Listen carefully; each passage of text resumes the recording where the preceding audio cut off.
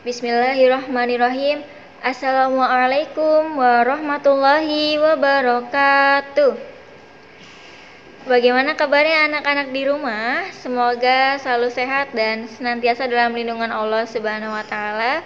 Alhamdulillah, hari ini dipertemukan kembali bersama dengan Ustazah Intan untuk belajar bersama di pembelajaran IPA di kelas 5.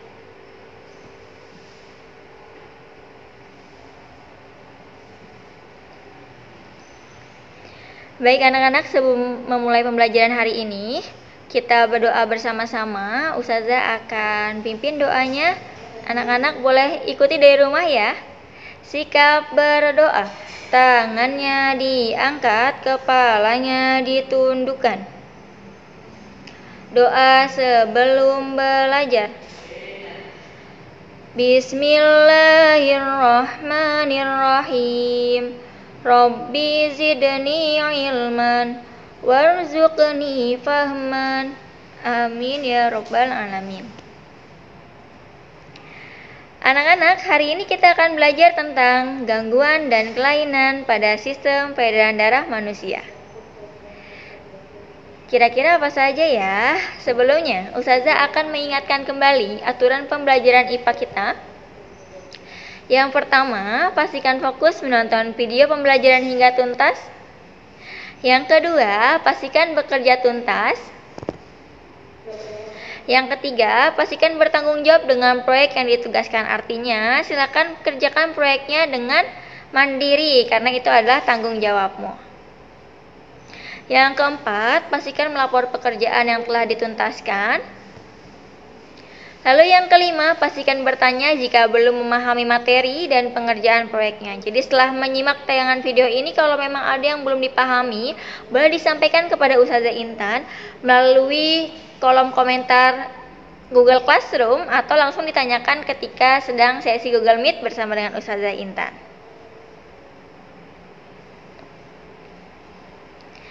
Kita masih berada di tema keempat. Sehat itu penting, subtemanya cara memelihara kesehatan organ peredaran darah. Lagu temanya sepertinya anak-anak sudah hafal karena 3 pekan berturut-turut ya kita menyanyikan lagu ini. Kalau begitu kita nyanyi bersama-sama. 1, 2, 3. Jantung adalah organ tubuh manusia untuk memompa darah dengan cara berkontraksi, relaksasi. Jantung terdiri dari 4 ruangan dipisahkan katup, serambi kanan, serambi kiri, bilik kanan, bilik kiri. Pembuluh darah dibagi 2, pembuluh nadi dan juga vena. Pembuluh nadi itu arteri, pembuluh vena itu pembuluh balik. Sistem peredaran darah, kalau yang kecil dimulai dari bilik kanan, arteri paru-paru, vena ke serambi kiri. Kalau yang besar dimulai dari bilik yang kiri ke aorta tubuh, vena ke serambi kanan. Kesehatan itu yang terpenting. Mari jaga jangan sampai sakit. Bersyukurlah pada yang kuasa peredaran darah kita. Sehat selalu.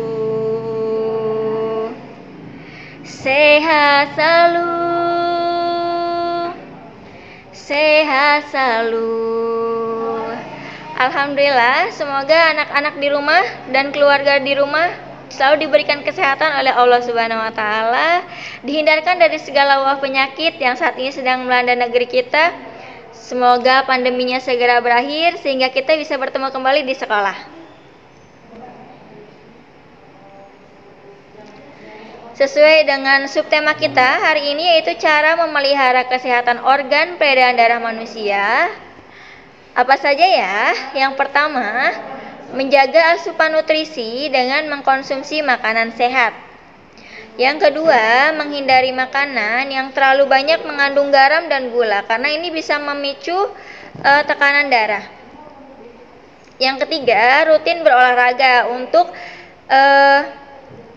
kesehatan jantung ya, terutama apalagi sekarang sudah ada senam jantung. Nah, kemudian menghindari untuk mengkonsumsi rokok. Nah, ini untuk para ikhwan nih, untuk laki-laki sebaiknya dihindari untuk mengkonsumsi rokok karena ternyata banyak sekali efek negatif dari rokok ini.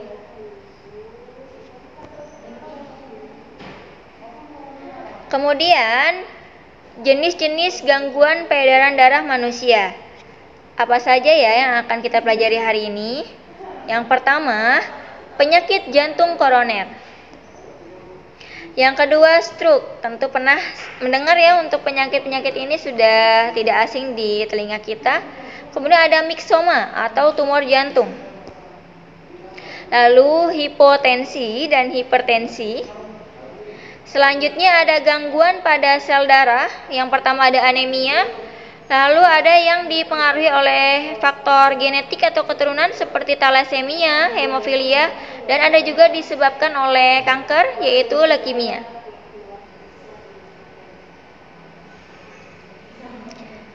Baik, yang pertama akan kita bahas adalah tentang jantung koroner. PJK atau penyakit jantung koroner merupakan kondisi ketika pembuluh darah pada jantung atau yang disebut dengan arteri koroner tersumbat oleh timbunan lemak. Bila lemak makin menumpuk, maka arterinya akan menyempit, bahkan membuat aliran darah ke jantung menjadi berkurang. Nah, efeknya atau dampaknya ketika aliran darah ke jantung berkurang, maka akan berkurang juga pasokan dari oksigennya. Jadi ketika aliran darahnya berkurang ke jantung, maka oksigennya juga berkurang ke jantung, sehingga ini akan memicu gejala PJK seperti angina atau sesak nafas. Kemudian bila kondisi tersebut tidak segera ditangani, maka arteri akan tersumbat sepenuhnya dan akan memicu serangan jantung. Berdasarkan data WHO, penyakit jantung koroner merupakan salah satu penyakit yang tidak menular, namun menjadi penyebab kematian tertinggi di dunia. Bahkan pada tahun 2015 tercatat lebih dari 7 juta orang meninggal dunia karena penyakit ini. Sedangkan di Indonesia sendiri sudah lebih dari 2 juta orang terkena penyakit ini pada tahun 2013. Dari jumlah tersebut, kebanyakan ya yang sering terjadi atau rentan mengalami PJK ini adalah orang yang sudah memasuki usia 45 sampai 54 tahun. Bahkan tapi tidak memungkinkan bahwa usia muda pun mengalami penyakit ini atau serangan jantung ini karena bisa saja dipengaruhi oleh gaya hidup.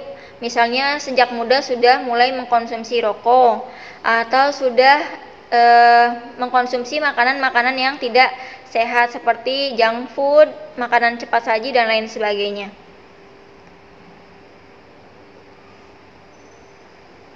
Nah, ini ada gambar tentang bagaimana jantung koroner ya, kondisi fisik jantung kita saat mengalami jantung koroner.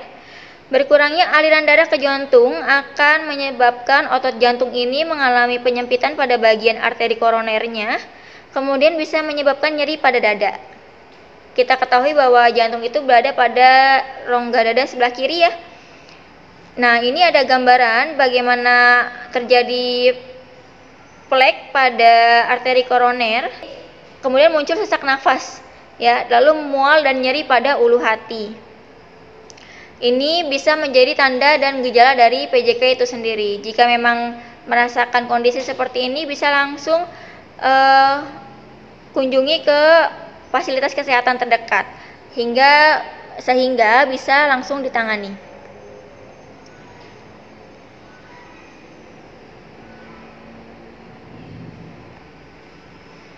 Kemudian yang selanjutnya adalah stroke. Penyakit stroke ini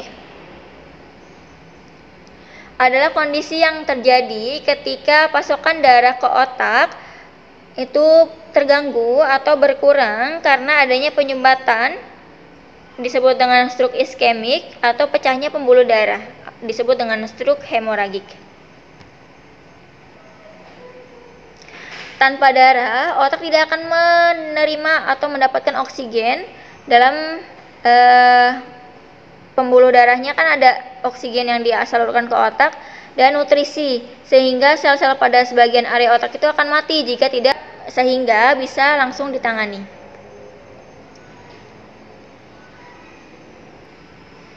Kemudian yang selanjutnya adalah stroke. Penyakit stroke ini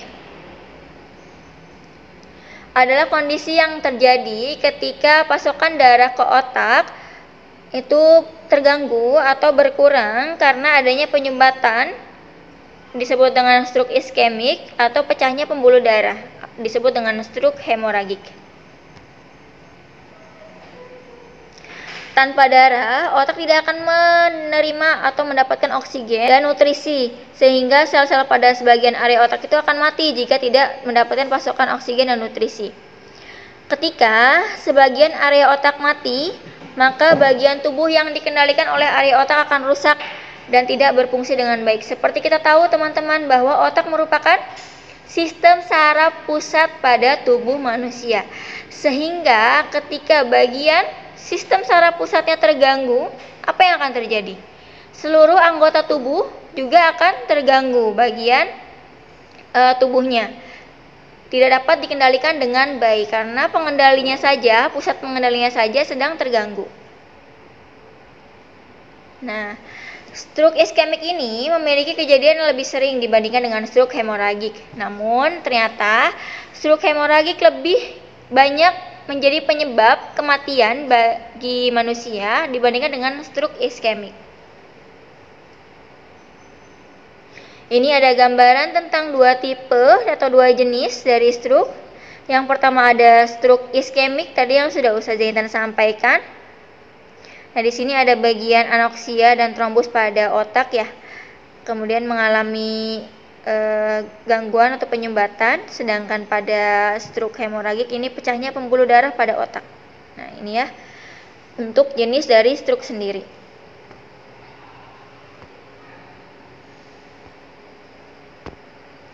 Lalu apa saja gejala dan penyebab dari stroke ini? Gejala yang paling sering dijumpai adalah yang pertama mati rasa pada sebagian anggota tubuh. Kemudian bicara menjadi kacau atau kesulitan berbicara dan wajah terlihat menurun ya. Jadi bagian wajah nauzubillahi min dzalik misalnya di sebelah kanan ya yang mengalami gejala stroke itu sedikit menurun begitu. Kemudian kemampuan bicaranya juga menjadi sulit. Kemudian terasa kaku di bagian anggota sebelah kanan misalnya yang ketika yang terganggunya anggota tubuh sebelah kanan. Penyebab stroke ini bisa disebabkan oleh gumpalan darah pada pembuluh darah di otak, tekanan darah tinggi, hingga pengaruh obat-obatan pengencer darah. Misalnya karena terlalu sering mengkonsumsi obat-obatan tidak sesuai dengan anjuran dokter, ini juga bisa menjadi penyebab, salah satu penyebab dari stroke ini.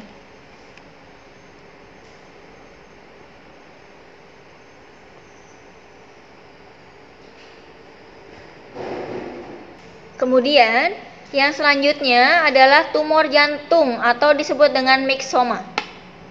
Di sini sudah ada gambar ya. Di sini yang terganggu adalah atrium kiri. Terjadi myxoma atrium kiri. Tumor jantung ini merupakan pertumbuhan jaringan abnormal atau tidak sesuai pada dinding jantung. Tumor ini dapat bersifat kanker, baik itu kanker ganas atau non-kanker, artinya kankernya jinak ya. Kemudian tumor ini dapat tumbuh di dinding otot jantung atau lapisan pelindung jantung yang disebut dengan perikardium. Jika ukurannya semakin besar, maka otot ini bisa mendesak dinding jantung dan menyebabkan jantung sulit memompa darah. Sebenarnya gejalanya hampir sama dengan PJK tadi ya, penyakit jantung koroner, bisa menyebabkan serangan jantung pada akhirnya. Namun ini lebih ke ada bagian jaringan organ, jaringan tubuh yang tumbuh di dalam jantungnya. Kemudian gejalanya yang pertama bisa gagal jantung, kemudian sesak nafas saat berbaring atau tidur, pusing aritmia yang menyebabkan detak jantung tidak teratur, kemudian nyeri pada dada atau sesak di dada, kemudian bicara menjadi kurang jelas atau cadel, kehilangan penglihatan dan kabur gitu ya penglihatannya. Kemudian ada efusi perikardial atau cairan darah dalam kantung yang mengelilingi jantung. Jadi terdapat cairan pada jantungnya.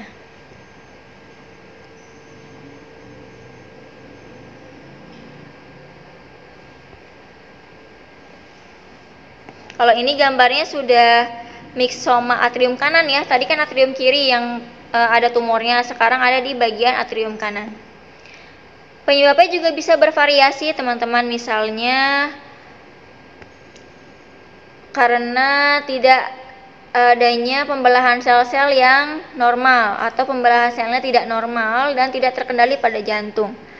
Kemudian kelainan sistem kekebalan tubuh juga tidak mampu mendeteksi dan melawan pertumbuhan yang abnormal ini, atau bisa juga disebabkan karena radiasi, paparan virus, paparan sinar matahari yang ekstrim, konsumsi tembakau atau jamur yang beracun, dan benzena juga dapat menyebabkan tumor. Hampir 10% dari semua tumor primer atau myxoma ini secara genetik diwariskan dalam keluarga. Bisa juga penyebabnya karena faktor genetik atau faktor keturunan dari keluarga. Jadi perlu dipastikan nih apakah dari keluarga kita ada riwayat penyakit tersebut ya, penyakit ini, tumor jantung ini.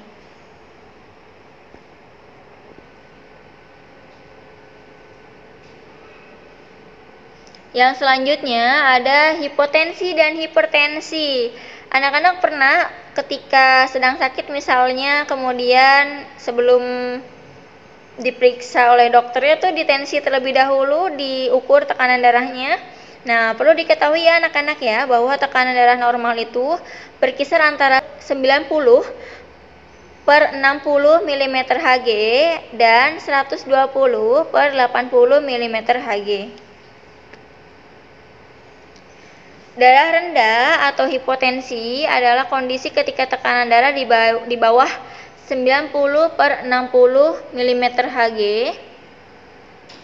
Meskipun umumnya tidak berbahaya, namun bisa menjadi gejala suatu penyakit yang sedang diderita. Nah, tekanan darah ini dapat berubah sepanjang waktu, tergantung kondisi dan aktivitas yang dilakukan oleh tiap orang. Bisa juga disebabkan karena penyakit tertentu atau dehidrasi, kemudian kekurangan nutrisi, infeksi, virus, bakteri, reaksi alergi, atau terlalu lama berbaring atau berdiri.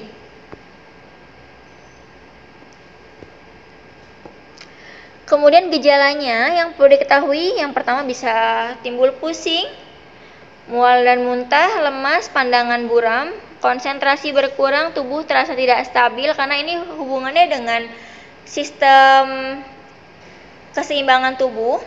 Kemudian bisa juga sampai pingsan, kemudian sesak napas. Selanjutnya ada hipertensi. Hipertensi ini atau tekanan darah ini disebut dengan tekanan darah tinggi karena kondisi tekanan darahnya berada pada nilai 130 per 80 mm Hg atau lebih. Jadi lebih dari 120 tadi ya, ambang batas tertingginya kan 120. Kondisi ini dapat menjadi berbahaya karena jantung dipaksa untuk memompa darah lebih keras ke seluruh tubuh hingga bisa menyebabkan gagal ginjal, stroke, dan gagal jantung.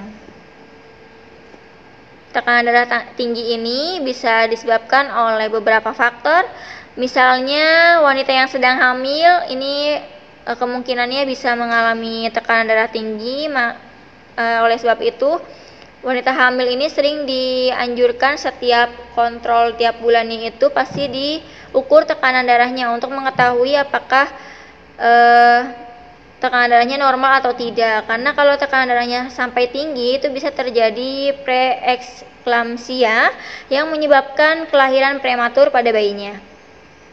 Kemudian kecanduan alkohol, lalu mudah-mudahan ini dihindari ya, karena sebagai orang muslim pun alkohol ini diharamkan, jadi sebaiknya sangat-sangat dihindari. Kemudian penyalahgunaan nafsa atau narkotika, kemudian gangguan ginjal, gangguan pernapasan saat tidur. Beberapa gejala yang mungkin timbul, misalnya sakit kepala di pagi hari, mimisan dengan irama jantung yang tidak teratur, kemudian perubahan penglihatan atau kebutaan berdengung di telinga. Sementara jika hipertensinya sudah berat, bahkan bisa menimbulkan pingsan, kemudian kelelahan, mual dan muntah, kebingungan, kecemasan, nyeri pada dada dan tremor otot atau tangannya jadi bergetar. Tangan atau bagian tubuh yang lain seperti kaki juga ya, itu bergetar tidak beraturan.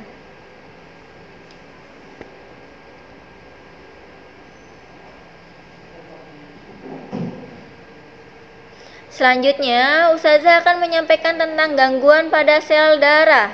Yang kita ketahui sel darah ada berapa? Ada 3 ya. Yang pertama sel darah merah disebut dengan eritrosit, yang kedua sel darah putih disebut dengan leukosit, yang ketiga ada keping darah disebut dengan trombosit yang memiliki fungsi yang berbeda-beda. Kalau sel darah merah itu karena adanya hemoglobin mengikat oksigen pada darah ya dan mengedarkannya ke seluruh tubuh. Kalau leukosit berfungsi untuk antibodi pada tubuh kita, kekebalan tubuh pada tubuh kita. Lalu untuk trombosit membantu untuk mekanisme pembekuan darah ketika darah terluka. Nah, ada beberapa gangguan pada sel darah tersebut. Yang pertama ada anemia, yang kedua talasemia, yang ketiga hemofilia, yang keempat leukemia.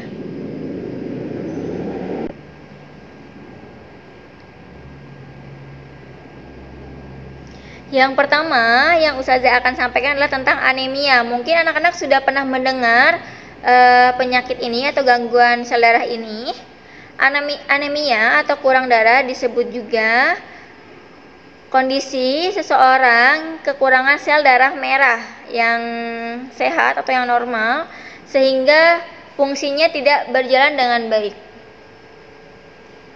Anemia dapat terjadi sementara atau dalam jangka yang panjang dengan tingkat keparahan yang berbeda-beda sesuai dengan kondisi penderitanya. Anemia ini merupakan gangguan darah atau kelainan hematologi yang terjadi ketika kadar hemoglobin, tadi ya disampaikan, kadar hemoglobin yang mengikat oksigen itu berada di bawah normal jumlahnya maksudnya ya. Jadi harusnya jumlah sel darah normal pada sel darah merah pada manusia itu misalnya 9, namun ini hanya 7 saja kalau penderita anemia ini. Nah ini ya, kita lihat gambarnya. Pada penderita normal itu jumlah sel darah merahnya cukup banyak, namun ketika anemia jumlah sel darah merahnya sedikit. Secara garis besar, anemia terjadi akibat 3 kondisi. Bisa karena produksi sel darah merah yang kurang, bisa karena kehilangan darah secara berlebihan, atau hancurnya sel darah merah yang terlalu cepat. Jenis-jenis anemia bisa terjadi karena kekurangan zat besi, lalu masa kehamilan juga bisa terjadi anemia kekurangan sel darah merah, kemudian perdarahan karena kecelakaan dan lain sebagainya, hemolit karena faktor keturunan, kemudian disebut juga anemia sel sabit. Ini juga termasuk anemia yang diwariskan oleh ayah dan bundanya.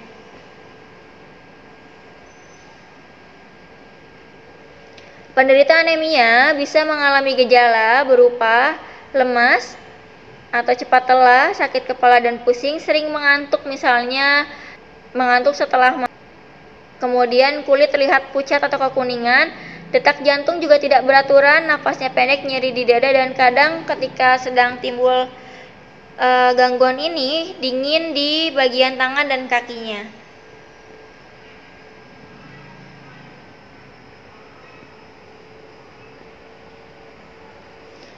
Kemudian yang selanjutnya adalah thalassemia. Kalau ini disebabkan karena keturunan ya, faktor keturunan. Nah, thalassemia ini merupakan kelainan pada darah, masuknya ke sel darah merah yang diturunkan oleh orang tua atau faktor genetik. Kelainan ini membuat penderitanya menjadi anemia. Ternyata anemia juga menjadi salah satu gejala thalassemia. Dan kurang darah yang dialami penderita ini akan menimbulkan keluhan cepat lelah hingga sesak nafas. Akibatnya, aktivitas penderita thalassemia ini akan terganggu. Nah, ada beberapa tanda dan gejalanya seperti kelelahan, merasa lemah, kulit berwarna pucat atau kuning, kelainan pada tulang wajah, kemudian pertumbuhan yang lambat, pembengkakan pada perut, kemudian urin berwarna keruh, tulang lebar atau menjadi rapuh, gangguan pada hati dan limpa yang membesar. Sini ada gambarnya ya. Semoga kita dihindarkan dari gangguan ini. Nah, di sini kita lihat harusnya kan bentuk yang normal itu, bentuk sel darah merah yang normal itu kan bulat dan tipis ya, seperti kepingan. Namun di sini bentuknya tidak normal atau lebih ke persegi ya. Nah, ini merupakan kondisi di mana thalassemia terjadi pada tubuh manusia. Dan lihat bagian wajahnya mengalami pembengkakan untuk penderita thalassemia ini. Nah, adalah hemofilia. Hemofilia merupakan gangguan pembekuan darah akibat kekurangan faktor 7 dan 9 pada sel darahnya. Kemudian saat mengalami hemofilia akan terjadi pendarahan akan berlangsung lebih lama dan merupakan faktor yang disebabkan oleh penyakit keturunan dan terjadi pada pria ya, kebanyakan terjadi pada pria, disebabkan oleh mutasi genetik atau kelainan pada kode genetiknya. Mutasi genetik ini terjadi pada hemofilia yang menyebabkan darah kekurangan protein pembentuk faktor pembekuan. Berarti ini hubungannya juga dengan keping darah ya, trombosit yang bisa membantu pembekuan darah. Sehingga penderita hemofilia seringkali dijauhkan atau sangat menghindari tubuhnya terluka. Karena jika tubuhnya terluka, maka itu akan terjadi pendarahan yang sangat banyak dan susah dikendalikan pendarahannya. Bahkan ada yang sampai menimbulkan kematian karena kekurangan darah atau kehabisan banyak darah pada tubuhnya. Nah, ini ada gejalanya, bisa melalui hidung atau mimisan yang sulit berhenti, kemudian pada pendarahan pada luka yang sulit berhenti, pendarahan pada gusi, pendarahan setelah dihitan, kemudian ditemukannya pada urin dan feses ada darahnya. Kemudian mudah mengalami memar pada tubuh, pendarahan pada sendi yang ditandai dengan nyeri dan bengkak pada sendi, siku, dan lutut. Ini ada gambar dari penderita hemofilia ya, yang terjadi pada seorang anak ya, mengalami mimisan dan tidak bisa berhenti mimisannya.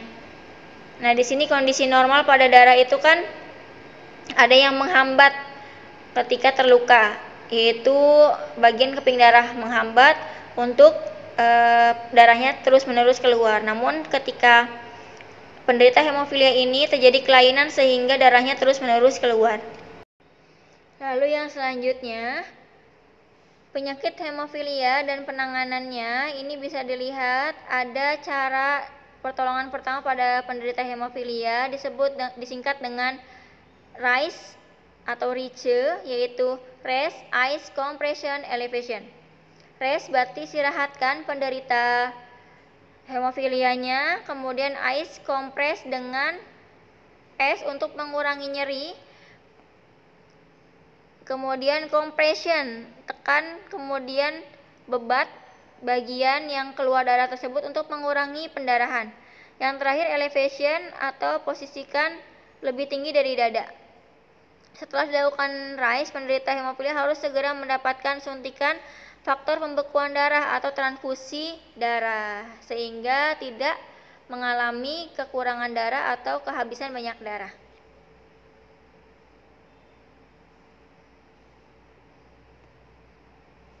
Yang selanjutnya leukemia.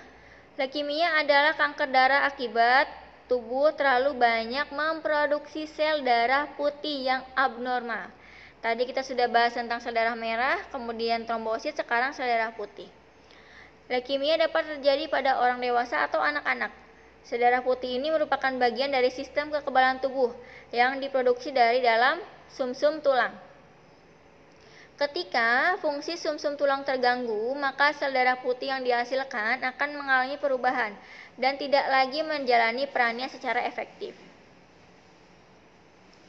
Di sini ada gambaran bagaimana penderita leukemia. Harusnya normalnya darah itu sedikit ya jumlah sel darah putihnya. Namun di sini sel darah putih lebih dominan, lebih banyak pada penderita leukemia. Kemudian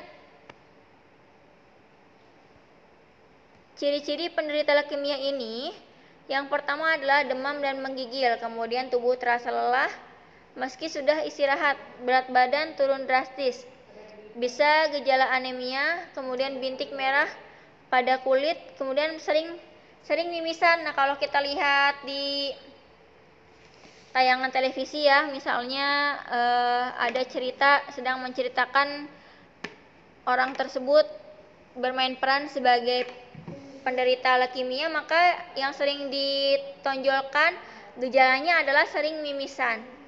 Kemudian tubuh mudah memar, keringat berlebihan pada malam hari, mudah terkena infeksi, muncul benjolan di leher akibat pembengkakan kelenjar getah bening, dan perut terasa tidak nyaman pada organ hati dan limpa karena membengkak organ hati dan limpanya.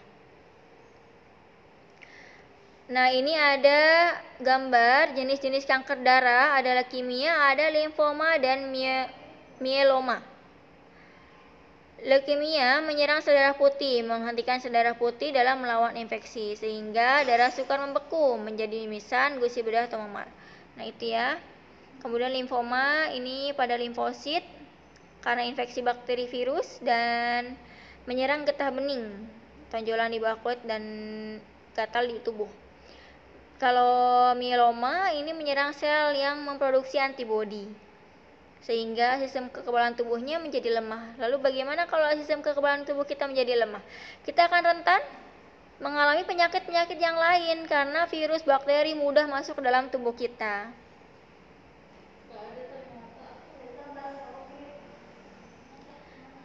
Nah, anak-anak, tadi sudah disampaikan banyak sekali tentang penyakit, gejalanya, dan penyebabnya.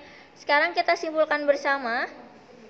Jenis-jenis gangguan dan kelainan peredaran darah manusia terdiri dari jantung koroner, stroke, tumor jantung, hipotensi, hipertensi, anemia, thalassemia, hemofilia, dan leukemia. Penyakit jantung koroner merupakan kondisi pembuluh darah jantung atau arteri koroner tersumbat oleh timbunan lemak. Sedangkan stroke adalah kondisi yang terjadi ketika pasokan darah ke otak terganggu atau berkurang akibat penyumbatan stroke iskemik atau pecahnya pembuluh darah stroke hemoragik. Sedangkan tumor jantung disebut juga dengan pertumbuhan jaringan abnormal pada dinding jantung. Dan darah rendah disebut dengan hipotensi ketika kondisi penderitanya memiliki tekanan darah di bawah 90/60 mm/Hg. Sedangkan hipertensi kondisinya lebih tinggi dari 120/80 bisa sampai 130/80 atau lebih. Lalu ini gejala atau gangguan pada sel darah. Yang pertama ada anemia, kekurangan sel darah merah, thalassemia, kelainan pada darah yang disebabkan oleh faktor genetik yang bisa menyebabkan gejala anemia. Kemudian hemofilia, gangguan pada pembekuan darah disebabkan oleh faktor genetik juga. Dan leukemia adalah kanker darah akibat terlalu banyaknya tubuh memproduksi sel darah putih. Nah, dapat terjadi pada orang dewasa dan anak-anak.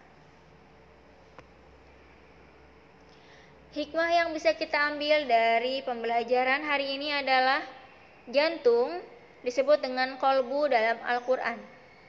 Dalam Quran Surat Al-Hajj ayat 46 yang artinya, maka apakah mereka tidak berjalan di muka bumi, lalu mereka mempunyai kolbu yang dengan itu mereka dapat memahami, atau mempunyai telinga dengan itu mereka dapat mendengar?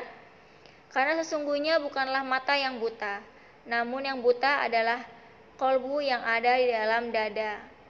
Allah menyebut kata kolbu dalam 53 ayat dan kata kulub dalam 104 ayat di Al-Quran. Hal ini menunjukkan bahwa adanya relasi antara zat pemilik kolbu dengan hambanya yang sering membaca Al-Quran. Nah, kesehatan manusia dapat diukur dari kesehatan kolbunya. Jika kolbunya dalam kondisi baik, maka badannya pun akan baik pula. Namun sebaliknya, jika kondisi kolbunya tidak baik, maka kondisi badannya juga tidak akan baik. Al-Quran juga menjelaskan bahwa kolbu sebagai pusat kesadaran tubuh manusia. Ini ada kaitannya ya dengan ilmu sains. Jika jantung kita berhenti berdetak, maka itulah tanda seseorang sudah mengalami kematian.